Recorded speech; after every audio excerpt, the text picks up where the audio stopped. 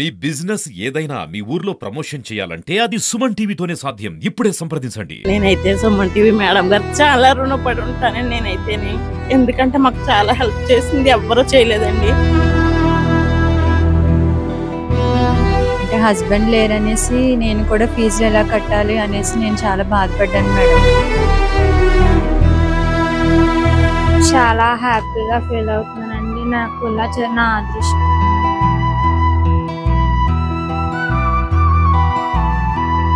2 years చదివించి government స్కూల్లో వేసేద్దామని ప్లాన్లో ఉన్నాను మేడం. అప్పుడు వెంటనే సార్ వాళ్ళకి తెలిసింది మేడం.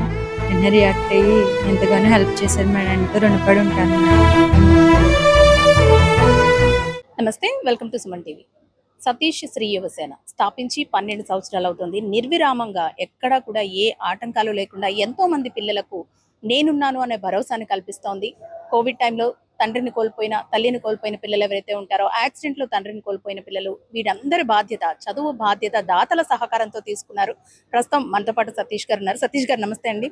12 ఏళ్ల శ్రమ కళ్ళ ముందు కనిపిస్తూ ఉంది. ఇక్కడ ఎంతమంది మీకోసం ఈ రోజు ఇక్కడికి వచ్చి అదంతా మీరు చేసిన సాయం, అంటే మీరు అంటే దాతల సహకారంతో చేస్తున్నారు, కానీ వీటన్నిటికీ ముందుండి నడిపించడానికి ఒక శక్తి కావాలి. అది మీరే, అది క్లియర్ గా కనిపిస్తుంది. ఇన్నేళ్లు మీరు పడిన స్ట్రగుల్స్ కూడా ఉండే ఉంటాయి. ఏం చెప్తారు? ఖచ్చితంగా మేడం. మన సంస్థ స్థాపించి 12 సంవత్సరాలు అవుతుంది మేడం. మెయిన్గా మీరు ఇక్కడున్న చూస్తున్న ఫ్యామిలీస్ కానీ పిల్లలందరూ కూడా ఏంటి అంటే, వీళ్ళందరూ కూడా తండ్రిని లాస్ అయిన పిల్లలు మేడం. ఇక్కడ ఉన్న మహిళలందరూ కూడా భర్తని కోల్పోయిన భార్యలు మేడం. మన ఈ విద్యా ప్రయాణం 18 మందితో మొదలైంది మేడం. 2021 సంవత్సరం కోవిడ్, అంటే కోవిడ్ సెకండ్ వేవ్లో ఫాదర్ని లాస్ అయిన మిడిల్ క్లాస్ పిల్లల ఎడ్యుకేషన్ బాధ్యత మేము 18 మంది పిల్లలతో తీసుకున్నాం మేడం.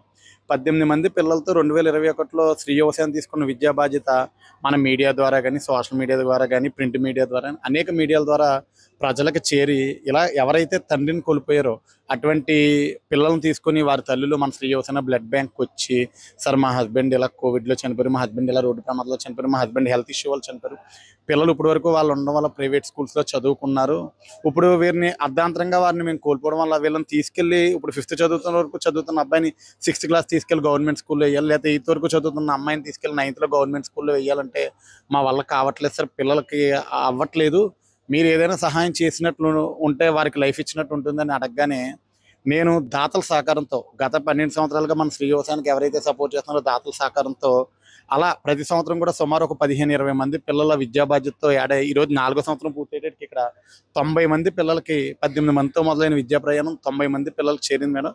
నిజంగా ఈ 90 మంది పిల్లలు కూడా వారి తండ్రి బ్రతకుండా ఉన్న స్కూల్స్లో చదువుకుంటున్నారు. వారి చదువుకు మనం సహకారం అందిస్తున్నాం అంటే కేవలం అది దాతల యొక్క గొప్పతనం మేడం. అంటే వీళ్ళందరినీ కూడా విద్యాదాతలు అని అంటాం. ఎందుకంటే ఈ రోజుల్లో ఉన్న రేట్లకు కానీ, ఈ రోజున్న ఆ పరిస్థితులకు కానీ ఎవరెంత సంపాదించినా కూడా వారి సంపాదన తగ్గ ఖర్చులు ప్రతి కుటుంబానికి ఉంటాయి మేడం. ఈ రోజు ప్రతి ఒక్కరు కూడా వారి పిల్లలను చదివించుకోవడమే వారికి భారం. కానీ ఆ భారంతో పాటు కూడా మేము మరొక కష్టంలో ఉన్న కుటుంబానికి సహాయం చేయాలి, ఆపదలో ఉన్న కుటుంబానికి మేము అండగా నిలబడాలని చెప్పి పెద్ద మనసు చేసుకుని ఈ పిల్లలను కూడా మా పిల్లలే అనుకుని చదివిస్తున్న దాతల గొప్పతనం మేడం. నిజంగా వారు లేకపోయినట్లయితే ఈ రోజు ఇక్కడ ఉన్న పిల్లల్లో మనం ఎవరికి కూడా హెల్ప్ చేయలేం. ఇది కేవలం వారి గొప్పతనమే మేడం. వారు లేకపోతే శ్రీ యువసేన అనేది లేదు, వారు లేకపోతే ఈ పిల్లలకి మన ద్వారా సహాయం అనేది లేదు. ఏదైనా ఒక కార్యక్రమం మొదలు పెట్టినప్పుడు ఎన్నో అడ్డంకులు ఉంటాయి, కానీ 12 ఏళ్లుగా వాటన్నింటినీ దాటుకుంటూ వస్తున్నారు. ఈ మధ్య కాలంలో కూడా చాలా చూసాను నేను, విన్నాను నేను. సో ఏం చెప్తారు అంటే, స్వచ్ఛందంగా సేవ చేయడం వేరు, దానిని చూసి ఓర్వలేక చేసేవాళ్ళు, ఆరోపణలు చేసేవాళ్ళు ఉంటారు. అవన్నీ దాటుకుంటూ కూడా మీరు మళ్ళీ కార్యక్రమాన్ని కొనసాగిస్తున్నారు. ఏం చెప్తారు మేడం? మీరు చెప్పిన ఆరోపణ కోసం అయితే మాత్రం మేడం నేను అసలు వాటిని పట్టించుకోలేదు మేడం. ఎందుకంటే ఆరోపణ చేసిన వ్యక్తులు కూడా నాకు పరిచయం ఉన్న వ్యక్తులే, నాకు తెలిసిన వ్యక్తులే. ఫస్ట్ రోజు అయితే మాత్రం ఏంటి ఇలా అని చెప్పి తెలిసి నేనైతే వీడియో చూసి బాధపడ్డాను మేడం. తర్వాత రాను ఏంటంటే ఓకే, వాళ్ళకి ఏదో అనుమానాలు ఉన్నాయి, వాటిని నివృత్తి చేసుకోవడానికి ప్రయత్నం చేస్తున్నారని చెప్పి వారికి నేను పూర్తి సహాయ సహకారాలు అందించేనే తప్ప వారి మీద ఎటువంటి కోపం కానీ ఇంకొకటి బాధ కూడా నేను పడలేదు మేడం. ఎందుకంటే ఇలాంటి ఎవరైనా తెలుసో తెలియకో ఎవరో కూడా ఎవరిని కావాలని విమర్శ అయితే చెయ్యరు. నేను అనుకుంటున్నంత వరకు వారు తెలియక అపోహ పడుతున్నారు. దానివల్ల చేసిన విమర్శను నేను పట్టించుకొని నేను సర్వీస్ ఆగిపోయినట్టు అయితే మాత్రం నిజంగా నేను నా కుటుంబానికి బ్రతకడానికి ఎటువంటి ఇబ్బంది ఉండదు మేడం. కానీ ఇక్కడ ఉన్న పిల్లలందరినీ దృష్టిలో పెట్టుకొని, ఈ కుటుంబాలను దృష్టిలో పెట్టుకొని మనం ఏదైనా సర్వీస్ ఆపినట్లయితే ఈ కుటుంబాలు ఇబ్బంది పడతాయి, ఈ పిల్లలు ఇబ్బంది పడతారు వారి భవిష్యత్తు కోసం అని చెప్పి కేవలం వీళ్ళని దృష్టిలో పెట్టుకుని భవిష్యత్తులో ఇలాంటి ఈరోజు 90 మంది పిల్లలు ఉన్నాం, రేపు పొద్దున్న ఆ సంఖ్య వెళ్ళే కొలది కూడా పెరుగుతూ ఇటువంటి కుటుంబాలకి మనం సహాయం అందించాలి అంటే కూడా వాటిని పట్టించుకోకుండా ముందుకు వెళ్తేనే మనం సహాయం చేయగలం మేడం. దాన్ని అలా అనుకునే ఇది విమర్శలను పట్టించుకోకుండానే ముందుకు వెళ్తున్నాం మేడం. పట్టించుకుంటే సర్వీస్ అనేది చెయ్యలేం మేడం, అదొక్కటే madam. Thank you so much అండి. అండ్ ఇంకొకటి ఏంటంటే, నేను ఎవరైతే ఒక పాపని జస్ట్ మిమ్మల్ని కాంటాక్ట్ చేశానంతే, ఆ పాప గురించి చెప్పాను, ఆ అమ్మాయి చదువు బాధ్యతను తీసుకోండి, తండ్రి లేరు తల్లి లేరు అని. మీరు ఒక్క కాల్కే రెస్పాండ్ అయ్యారు, అమ్మాయి బాధ్యతను కూడా తీసుకున్నారు. నేను చెప్పాననే కాదు కానీ చాలా మంది పిల్లల భవిష్యత్తునైతే మీ చేతుల్లో నిజంగా ఒక్కళ్ళు చదివించడమే చాలా కష్టం. మీరు అన్నట్టు ఇంట్లో ఉన్న పిల్లల ఫీజులు కట్టుకోవడమే కష్టం. అలాంటిది ఎంతో మందికి సేవా కార్యక్రమాలు చేస్తూ ముందుకు వెళ్తున్నారు. ముందు కూడా ఇలాగే ముందుకు వెళ్ళాలని మనస్ఫూర్తిగా కోరుకుంటున్నామండి. థ్యాంక్ యూ సో మచ్ అండి. మీ పేరేంటమ్మా? రామలక్ష్మి. ఓకే, ఎన్ని ఇయర్స్ నుంచి మీ బాబు ఇక్కడ చదివించడానికి వీళ్ళు సహాయం చేస్తారు? ఇది థర్డ్ ఇయర్. 3 years ఏం అవుతుంది. జరిగింది సార్? ఆయన సత్యబాబు మేడం, మా హస్బెండ్ పేరు. చిత్రాల్లో ఉంటాం మేడం మేము. యాక్సిడెంట్ ద్వారా ఆయన చనిపోయారు మేడం. 3 years అవుతుంది మేడం. అప్పుడే ఒక ఫ్రెండ్ ద్వారా ట్రస్ట్ తెలిసింది మేడం. వెళ్ళి మాట్లాడిన వెంటనే సతీష్ సార్ వెంటనే రియాక్ట్ అయ్యారు మేడం.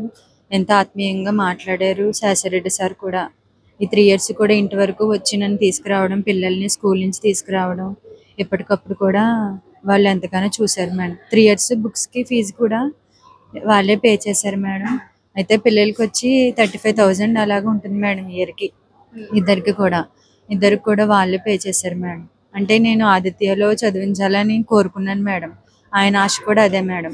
సార్ అడిగిన వెంటనే ఒప్పుకొని హార్వెస్ట్ నుంచి ఆదిత్యలో వేసారు మేడం. ఇప్పుడు ఇద్దరు కూడా అక్కడే చదువుతున్నారు మేడం. బాబు 4th క్లాస్కి వచ్చాడు మేడం. ఇప్పుడు వీడు 2nd క్లాస్కి వచ్చాడు మేడం. ఏం చెబుతారు అంటే, మీ హస్బెండ్ చనిపోయిన తర్వాత పిల్లల్ని ఎలా చదివించాలన్న ఒక ఆలోచన, ఒక బెంగ మీకు ఉండే ఉంటుంది. ఆ టైంలో సతీష్ గారు దాతల సహకారంతో మీ పిల్లలిద్దరిని కూడా ఈ 3 yearsగా ఫీజులు కడుతూ చదివిస్తున్నారు. ఏం చెప్తారు? అవును మేడం. అంటే హస్బెండ్ లేరనేసి నేను కూడా ఫీజులు ఎలా కట్టాలి అనేసి నేను చాలా బాధపడ్డాను మేడం. అంటే ఇప్పుడు ఫీజులు చాలా ఎక్కువగా ఉంటున్నాయి మేడం. ఓన్లీ ఒక 2 years చదివించి గవర్నమెంట్ స్కూల్లో వేసేద్దామని ప్లాన్లో ఉన్నాను మేడం. అప్పుడు వెంటనే సార్ వాళ్ళు తెలిసింది మేడం. వెంటనే రియాక్ట్ అయ్యి ఎంతగానో హెల్ప్ చేశారు మేడం. ఎంతో రుణపడి ఉంటాను మేడం పిల్లల కోసం. మీ పేరెంట్? నక్క రమ్యశ్రీ అండి. ఎప్పటి నుంచి చదివిస్తున్నారు? గత 3 సంవత్సరాల నుంచి సారే చదివిస్తున్నారు సార్. ఎక్కడి నుంచి వస్తున్నారు? మేము పిఠాపురం ఎస్ఎఫ్ఎస్ స్కూల్లో చదివిస్తున్నాము. ఏమైందండి? మా హస్బెండ్ చనిపోయి 10 సంవత్సరాలు అయిందండి. ఎలా తెలిసింది సతీష్ శ్రీనివాస్ అని? మాకు తెలిసిన వాళ్ళు చెప్పారు. ఎంతో కష్టంగా మేము చదివించుకుంటే పాపని మాకు తెలిసిన వాళ్ళు ఆర్థిక సహాయం చేస్తారు, సతీష్ గారిని కలండి తప్పకుండా హెల్ప్ చేస్తారని సార్తో కలవడం వల్ల సార్ తప్పకుండా 3 సంవత్సరాల నుంచి school fees, books fees sir వచ్చి స్కూల్కి వచ్చి కడుతున్నారు. 10th class. ఎలా అనిపిస్తుంది అంటే, మీ ఇంట్లో ఆర్థిక పరిస్థితి బాగోక చదువు ఆపేసే పరిస్థితుల్లో ఆయన ఫీజు కట్టించి మరీ చదివిస్తున్నట్టు చాలా హ్యాపీగా ఫీల్ అవుతున్నానండి. నా అదృష్టం.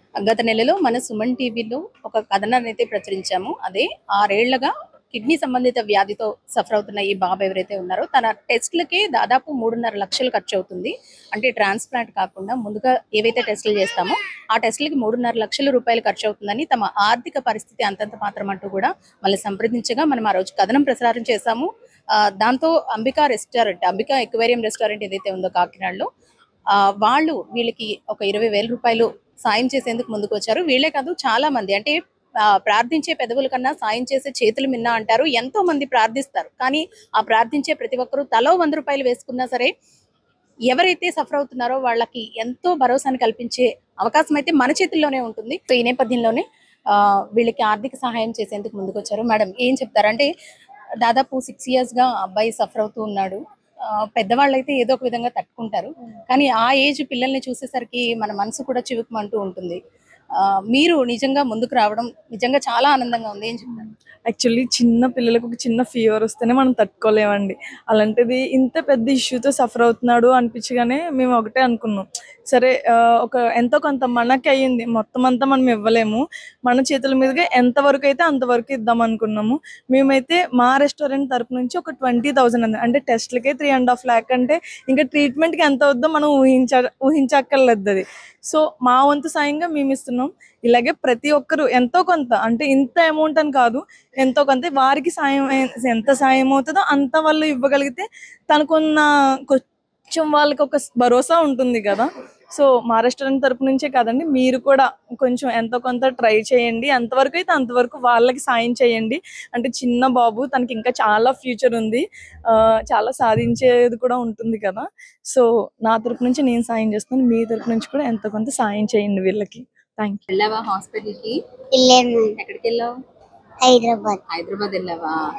బాగుందా? టాబ్లెట్స్ వేసుకుంటున్నావు నువ్వు? ఇప్పుడు ఎలా ఉంది? నీకు బాగుందా? స్కూల్కి వెళ్ళిపోతావా? అయితే వెళ్తావా? ఆడుకుంటావా? అమ్మా ఎలా ఉందమ్మా బాబుకి? కొంచెం రికవర్ అయినట్టు కనిపిస్తుంది. ఇంజక్షన్లు పెట్టారు మేడం. ఇంజక్షన్ల వల్ల కొంచెం ఏదో అంటే మోషన్స్ అవి తగ్గినాయి, కానీ ఇంకా ట్రీట్మెంట్ చేయాలి మేడం. వెళ్ళారు కదా? వెళ్ళాము. 15 రోజులు పోయాక తీసుకురామన్నారు మేడం. టెస్ట్లకి దాదాపు 3.5 లక్షలు అవుతుందన్నారు. మీరు ఆర్థిక పరిస్థితి అయితే నేను నా కళ్ళారా చూసాను కాబట్టి నాకు తెలుసు. సో ప్రస్తుతానికి అయితే దాతల సహకారంతో ఎంతో కొంత వస్తుంది. సో ఏం చెప్తారు? అదే దాతల సహకారంతో వెళ్ళి ట్రీట్మెంట్ స్టార్ట్ చేస్తాం మేడం. అప్పుడే 3 టైమ్స్ వెళ్ళామండి హైదరాబాద్. మొన్న మళ్ళీ 15 రోజులు రమ్మన్నారండి. వచ్చిన తర్వాత ఇంజక్షన్లు అవి పెట్టారు. ఆ ఒక ఇంజక్షన్ వచ్చి 8,400 సెలరండి. అవి 3 ఇంజక్షన్లు కలిపి ఒక డోసు ఇస్తున్నారు అనమాట. 3 ఇంజక్షన్లు ఒక డోసు ఇస్తున్నారు. అది 24 గంటలు సెలైన్ బాటిల్ పెట్టి ఎక్కితే సరిపోతుందండి. మళ్ళీ 15 రోజులు పోయిన తర్వాత ఇంకో డోసు ఇస్తున్నారు. అప్పుడు ఎలాగున్నదో అప్పుడు చూసి అప్పుడు మనం బయోప్సీ చేద్దామా లేకపోతే అదే 90% ట్రాన్సాక్షన్ అయిపోయి చూస్తున్నాయి అని చెప్తున్నారు మేడం. చూసారు కదండి, గత 6 సంవత్సరాలుగా ఈ బాబు కిడ్నీ సంబంధిత వ్యాధితో సఫర్ అవుతున్నాడు. గతంలో మనం కథనాన్ని కూడా ప్రచురించాము. తన టెస్టులకే 3.5 లక్షల రూపాయలు అవుతుంది. అయితే రీసెంట్ గా కూడా వీళ్ళు టెస్టులు చేయించుకోవడం కూడా జరిగింది.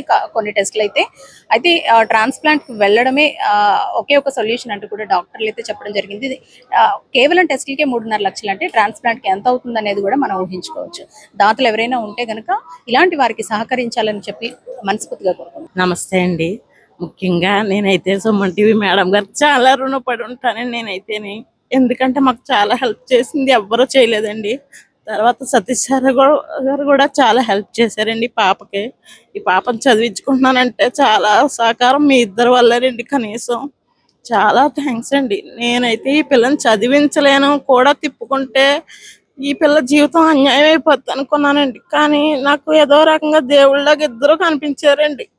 నాకు ఇంతకన్నా ఏ దారి లేదండి నా పరిస్థితి అయితే. ఈ బిడ్డతో చదివించే సహకారం మీరు చేశారు సుమన్ టీవీ వారి ద్వారా.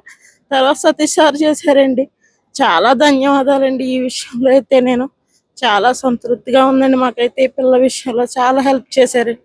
చాలా థ్యాంక్స్ అండి. సో చూసారు కదండి, ఒక్కరు కాదు ఇద్దరు కాదు, దాదాపు 90 మంది పిల్లలు మనం ఇక్కడ చూసుకోవచ్చు. ఈ రోజు వాళ్ళంతా కూడా 12 సంవత్సరాలు అయిన నేపథ్యంలో వీళ్ళందరూ కూడా ఇక్కడ గ్యాదర్ అవ్వడం జరిగింది.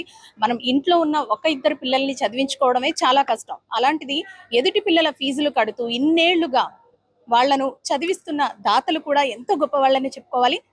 దాతలందరినీ ఒకచోట చేర్చి వీళ్ళందరి భవిష్యత్తుకు బంగారు బాటలు వేసేందుకు ముందడుగు వేసేదే ఒక శక్తి. అదే సతీష్ శ్రీయవసేన అని చెప్పుకోవచ్చు. అలాగే మనం ఏదైతే సుమన్ టీవీలో ప్రసారం చేశామో ఒక పాప కథ, అది విని ఆయన ఆ పాప చదువు బాధ్యతను తీసుకున్నారు. అలాగే కిడ్నీ ఫెయిల్ అయిన ఒక బాబుకు సంబంధించి కూడా మనం వార్త ప్రసారం చేయడం జరిగింది. తనకి కూడా శ్రీయవసేన తరపున ఏదైతే సాయం చేయాలో ఆ సాయాన్ని ఈ రోజు అందించనున్నారు. సో ఇలాంటి కార్యక్రమాలు ఇంకా ఎన్నో చేస్తూ ముందుకు వెళ్ళాలని మనస్ఫూర్తిగా కోరుతున్నాను. కెమెరా పర్సన్ చిన్నతో అనుశ్రీ, సుమన్ టీవీ, కాకినాడ.